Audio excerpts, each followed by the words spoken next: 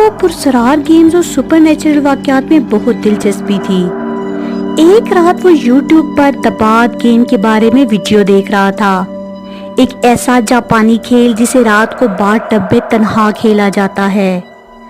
Video के मुताबिक ये खेल एक बदरू को जगा देता है जो तब तक तुम्हारे साथ रहती है जब तक तुम उसे सही तरीके से वापस ना भेजो। हारून ने सोचा ये सब बकवास है, क्यों ना मैं आज खुद आजमा लूं। गेम के असूल: बाथ टब में नीम गर्म पानी भरो, बैठ जाओ, आंखें बंद रखो और बार बार कहो दारो मसान गिर गई, दारो मसान गिर गई। जब तुम्हें लगे कि कोई तुम्हारे पीछे है, आंखें ना खोलो, बाहर निकलो और कभी पीछे ना मुड़ो। अगले दिन एक खास जुमला कहकर रूह को भगाना होता है, तुम्हारे पीछे ध्यान दो।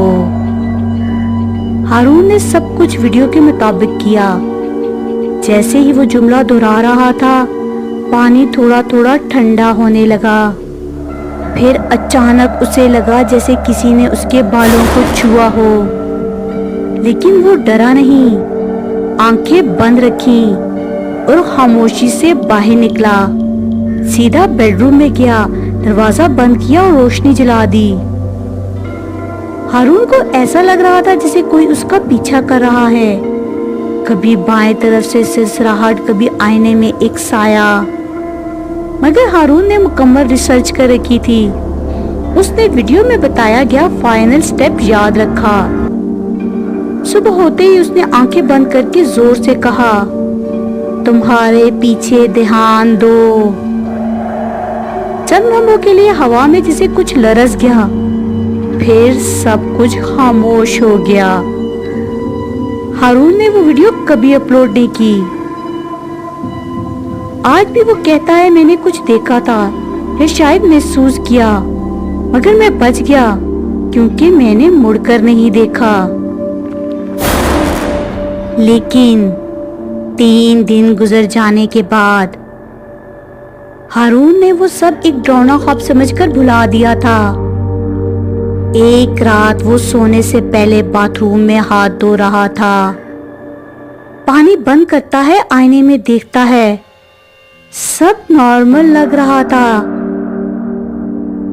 लेकिन जैसे ही वो लाइट बंद करके कमरे की तरफ पलटता है, आईने में उसका अक्स नहीं हिलता।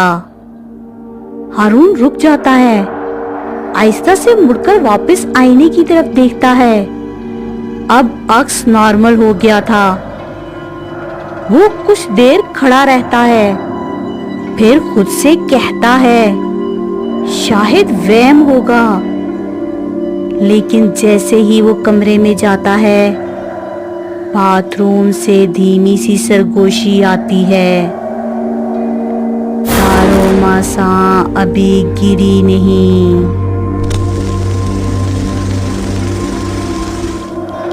तो दोस्तों, क्या आप भी YouTube से देख के कोई हॉरर गेम खेलना चाहेंगे? अगर आपको ये कहानी अच्छी लगी है तो हमारी वीडियो को लाइक करना और हमारे चैनल को सब्सक्राइब करना मत भूलिएगा।